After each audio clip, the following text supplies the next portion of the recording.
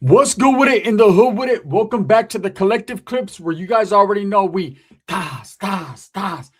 we get it in. But before we do all that, we get it in or we make it fit in. Because some people like myself, I don't know. I just can't get it in. I have to make it fit in. Let's fit this intro in.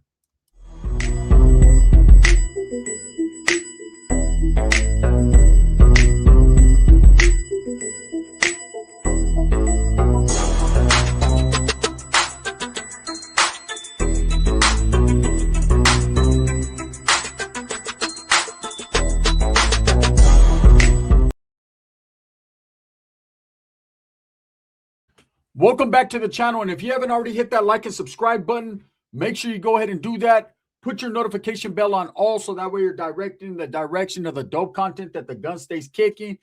And I appreciate the support, man. I'm very humbled. So welcome to another episode of Super Gunner, right? Where I tell my stories with a twist, right? And at the same time, give it to you real and all facts. So the other day, I was bringing up a situation, doing a video, and I had a recollection. I had a memory came flooding back of one individual. This guy was no joke. You know, when you're in the youth authority, the California Youth Authority, you meet a lot of different characters, a lot of different ethnicities, a lot of different Crips, Bloods, and Norteño thugs, Southsiders, whites, Asians. Shout out to my Usos and my indigenous people, natives, just a little bit of everything, right? And going to Southern California was probably the best thing that could have ever happened to me because it opened my eyes to what was going on, what the fuck was going on down in the Sur Gang, right? In the Southern Comfort area. And I could tell you guys right now, it was a little bit different than up north. Just a tad bit different, right? I'm not gonna squeeze it. I'm gonna give it a little bit more. It was a little different, but all the same at the same time, right? There was dudes that were willing to rock your shit if you got out of character. And that's just a fact. Now, where I was placed in Fred C. Nellis in Whittier, where the girls are prettier, but I wouldn't know because I never met any from there. I'm just going by what they say.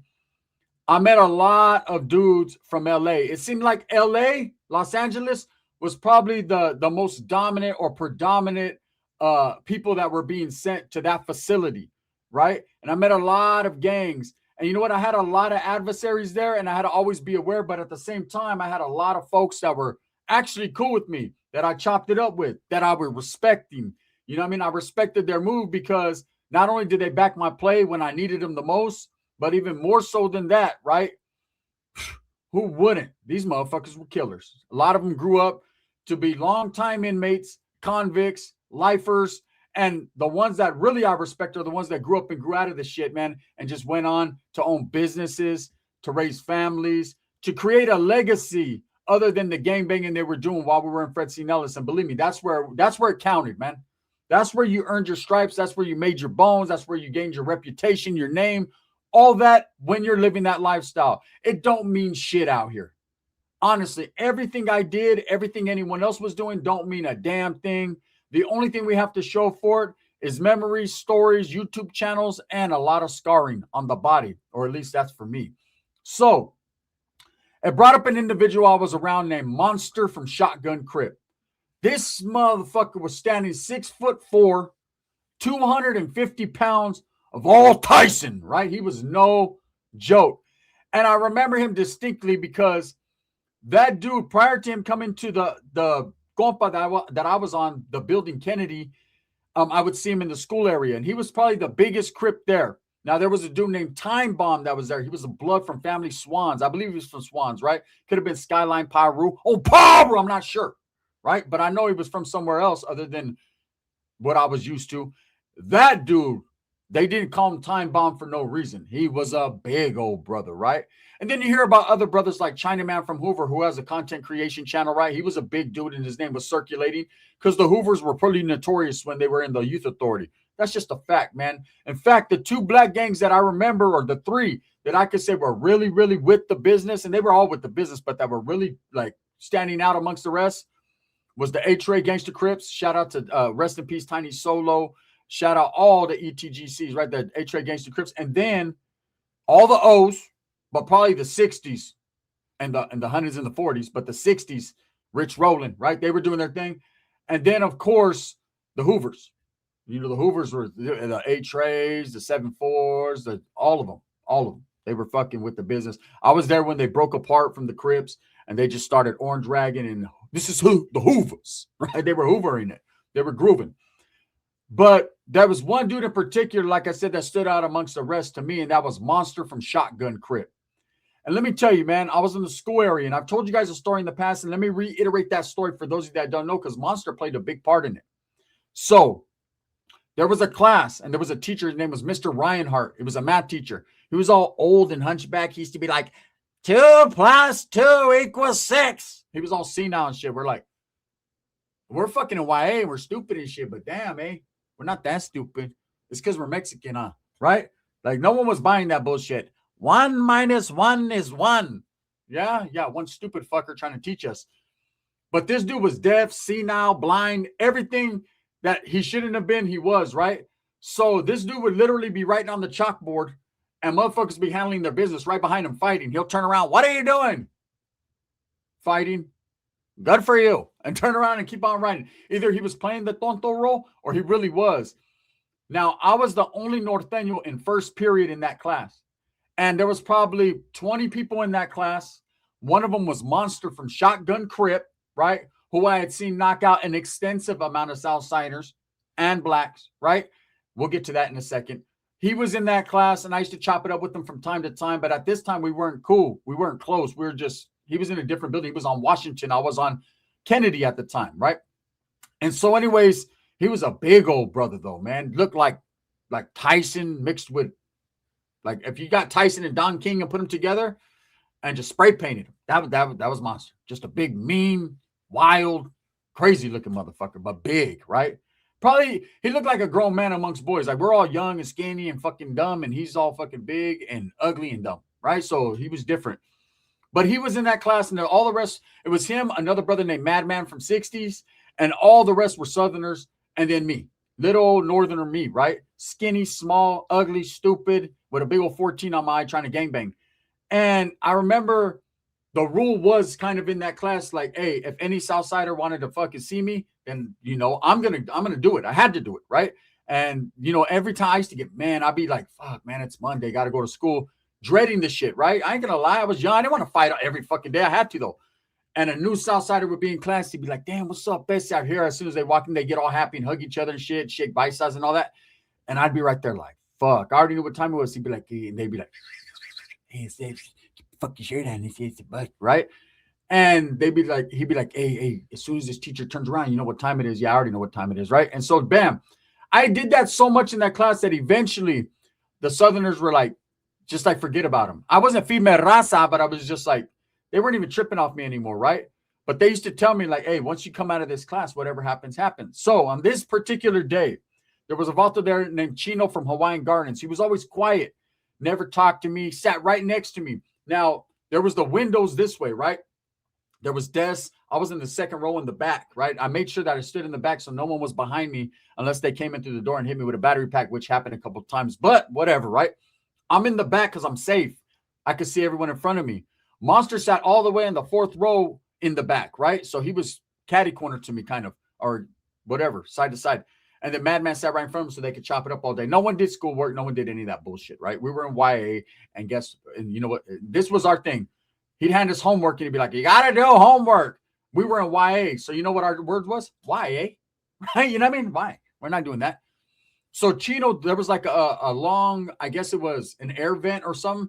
And there was a piece of metal missing out of the air vent. You could lift it up. Well, he had a big old pedazo there, right? A big old fierro knife. And I guess the word on the curb was he was going to kill me that day.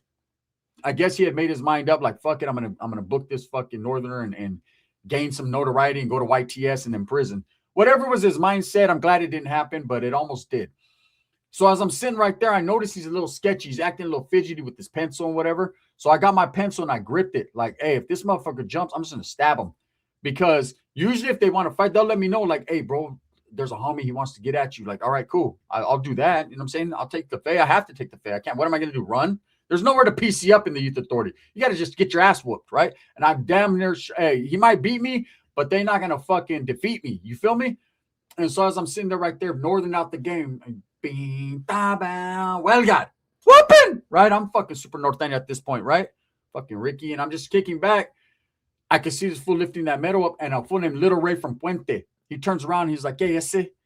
And I look at him, I'm like, what? He said, not you. He said, hey, what's up, Chino? And he goes, what? He said, nah, bro, why you got to do it like that? You can't catch the fade or what? You're the only one in here, I said, that ain't caught the fade. He said, you ain't fought him. He said, because I ain't tripping off him, I said, right? And they're arguing back and forth over who's going to kill me.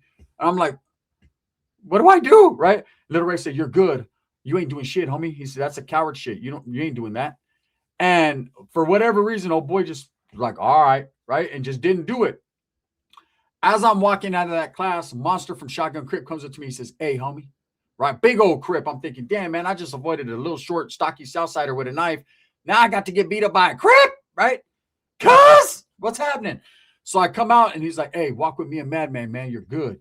He was like, man, them Serranios was going to kill your shit. I said, oh, yeah, they were, right? I felt that, right?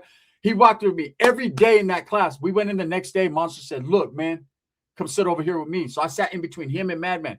He was like, if anyone wants to catch the fade with him, they're going to catch the fade with me and Mads, right?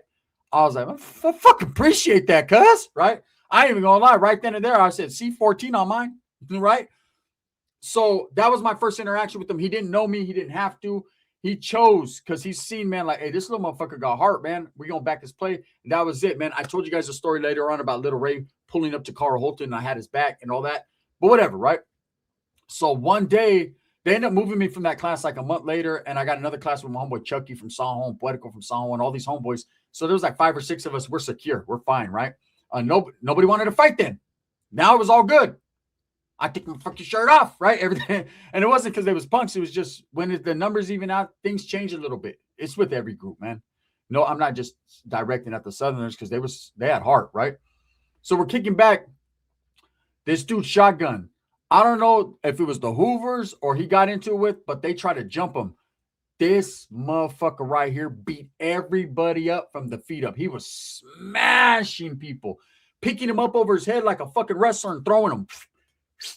You got to understand, we're 13, 14, 15 years old around this motherfucker. This motherfucker was like 19 and on Swogolian, right? He was just a big old fucker, looking like Clubber Lang, but 2 of them. Because we all know Mr. T was a short motherfucker, right? Just big.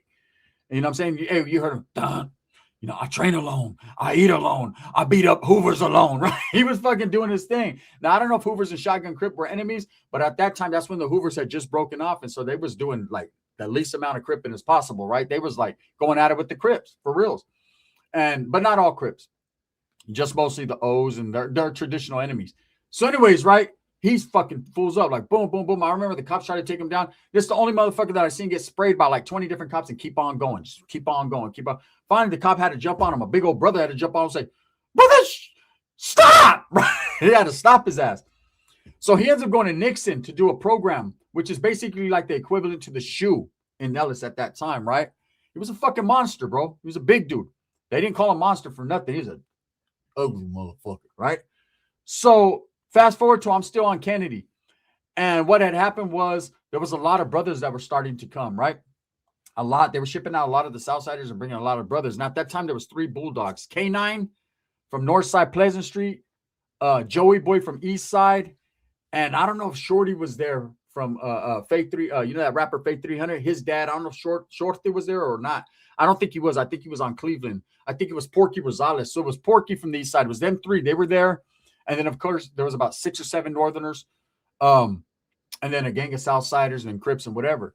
So they started shipping out Southsiders for some reason and bringing a gang of brothers in. A lot of Crips, few Bloods.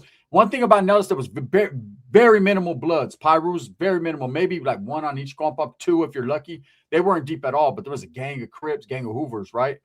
And so they're bringing all these guys in, and I ain't gonna lie, man, there becomes an issue with the TV. Becomes an issue with the television. One of the young Crips, man, he goes and he was from Grape Street, right? He goes Grape Street Watts. He changes the Mexican TV. So yes, racially divided. I know what you're gonna say, but it's just the way it fucking was. There was one Spanish-speaking TV because there was a lot of Pisces there and Southsiders that just spoke Spanish.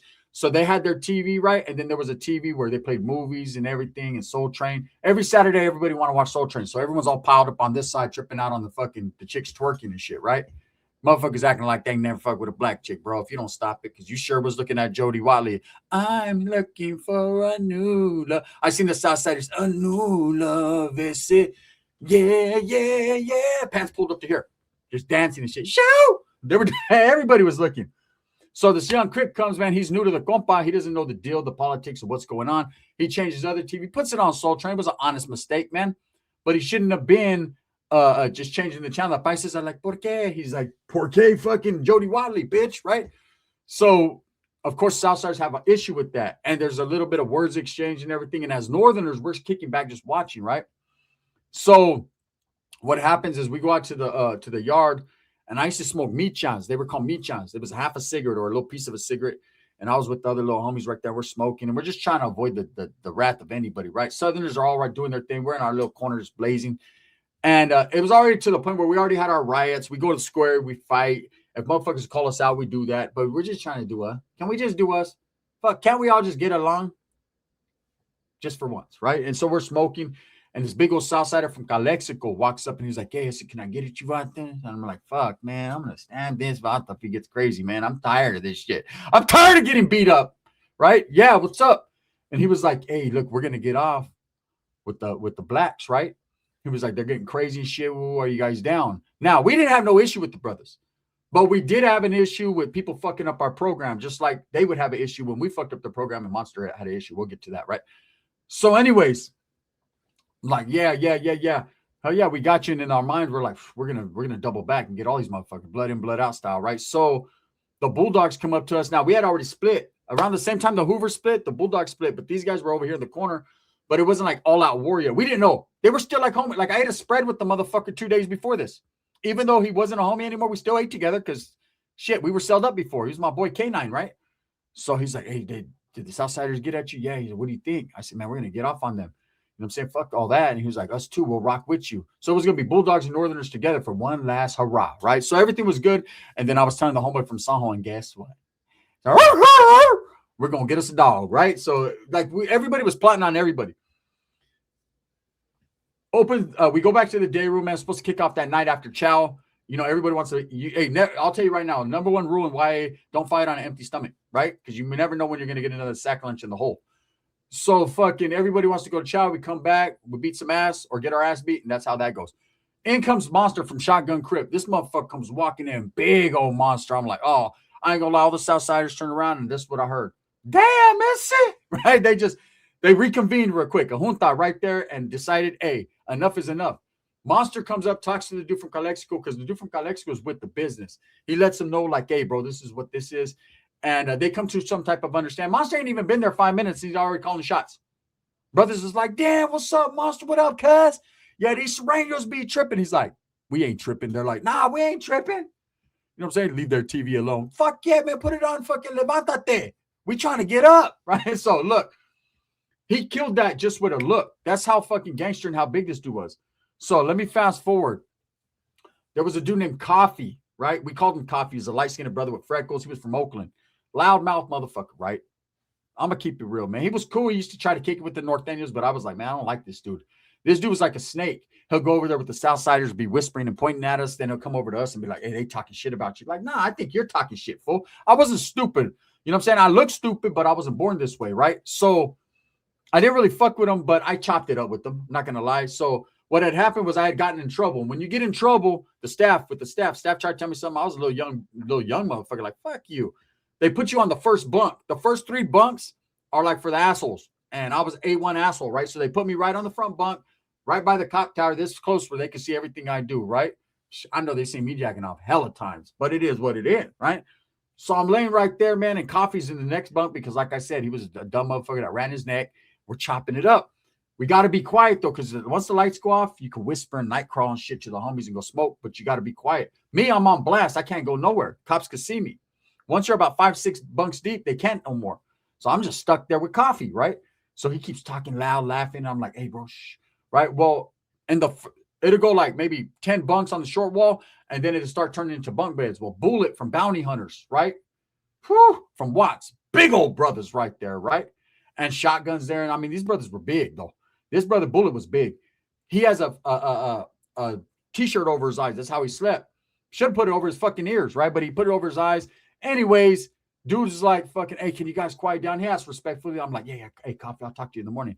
Yeah, no, man, let me finish my story. He keeps on going, right? And Buddha says again, hey, man, y'all motherfuckers not going to let me sleep or what? I'm like, bro, it's your loud ass fucking mouth. You know what I'm saying? East Oakland, right? I think he was from West Oakland, but whatever. He's being loud, right? You know what I'm saying? Yara me, yara I'm saying though. Like, no, I hear what you're saying though, because you're fucking loud as fuck, but yara don't understand what the fuck yara said. And so, anyways, he keeps, and next, you know, Bullet's like, man, on the dead homies, man, on Watts, y'all motherfuckers better be quiet. And I ain't gonna lie, man. He was like, man, I swear to God, man, I'll fuck one of y'all motherfuckers up. And I got mad and I was like, F Watts. Dum, dum, dum, dum, right? He looked at me, he said, I'll get at you in the morning. I said, I know. All right. On Baru. Right. I went to sleep. Like, Coffee, fuck you. You didn't get me killed. Coffee all of a sudden's quiet as a motherfucker. That brother right there. Right. I leaned over like, damn, man, what did I do? Next day I have to fight every fucking black dude that ever existed from Watts behind the handball court. Right. And then, so I'm thinking it's all good. Right. And Monster from Shotgun Crip, he said, he looks at me and he said, man, I backed your play, bro. And you disrespect us like this. I said, nah, bro, that was a city thing. And I didn't even mean to do that. Like, it was an accident. I just got a little, man, I'm down, bro. Fuck with me. He said, yeah, man. He goes, I'm going to have to see you behind the handball court. Now, here's the thing that you can't do is deny a fade. But I ain't going to lie. This is the one that I ever considered in my life denying. I looked at him. I said, for reals, bro? I was a little small motherfucker. I was probably like 5'5" at the, you know, at my height, probably 130 pounds. This motherfucker was 6'4", 6'3", 6'4" for 250. Big, right? Big, dark, ugly motherfucker, right? Motherfucker looked like that Bulls jersey right there. You know what I'm saying? Just he was brother, right? He's like, yeah, man, unfortunately, yeah. Man, this motherfucker, we went to the back. I ain't gonna lie, I expected just to get knocked out. I just tucked it. Like, fuck it. Handle it, right? This motherfucker swung slow. Woo. I said, oh, no. Bing, bing, bing, bing. Hit him with a 4-piece extra crispy, right? Kind of rocked him. I couldn't believe I was flabbergasted. What the fuck? And as I backed up like this, then I realized why they called him a monster. It's like the Incredible Hulk woke up. He said, get over here. Right? Snatched me up and caved my motherfucking head into the handball court. Aced me. That was it. Changa. He won. Right? Oh, man. I remember waking up, man. I was dazed. Like, the homies were like, damn, fool, what happened? Monster was like, and that's what's up, cuz. And I remember later on, we ended up being cool, but I asked him, Monster, why you do me like that? He said, man, because you made it a black and brown thing. I said, how did I make it a black and brown thing? Because you fought blacks and you brown. I said, motherfucker, hey, look, you the homie. You can fight like a motherfucker, but you stupid as fuck. Right, man? That had nothing to do with black and brown. That had to do with fucking some dudes feeling confused and disrespecting. That's all that was. Oh, my bad then, cuz. My bad. Anyways, that dude Monster was no joke. Everyone he fought, he destroyed. It just was what it was. Anyone who knows Monster from Shotgun Crip, tap in, man. Because I'm trying to find out what happened to him, man. He was an OG, man. That motherfucker was a big boy. He was knocking things out. And I remember he used to get hella mad because North and South, we'd have little riots and we'd get off. And they put us on a thing called the freeze where they fed us cheese sandwiches and milk 3 times a day. We had to sit on our bunks and our T-shirts and go to the bathroom one at a time for like a month straight. And everyone suffered. Brothers, whites, didn't matter. And he used to be like, man, I swear to God, if you Norteños and Sureños keep doing this shit, I'm going to have to start fucking y'all one by one. And I remember a Sureño Grumpy from 18 jumped up. He was like, nah, I said, we don't do one-on-ones. I was like, if you don't stop it, Grumpy, right? Before this motherfucker socks you, right? Anyways, with that being said, I hope you guys enjoyed the story, man. I just wanted to shed the light, man. Monster from Shotgun Crip, one of the biggest Crips I ever seen in my life. And I went to prison. There was some big old Crips there. I mean, some big old brothers. And they were a little bit bigger than Monster. But when you're small and a dude that big says go behind the handball court, shit, if you don't shit your pants, I don't know who you ain't human. I ain't gonna lie, I didn't shit my pants. I farted though. Straight up. Thumbs up or thumbs down. Heavy's gonna be the head that wears the crown. I'm gonna continue to strive, struggle, and strive for what I truly believe in. That's the betterment of all people. You guys want a Super Norteño next? I got one that talks about an organization in prison that people say don't exist. Let's go. Bang, bang.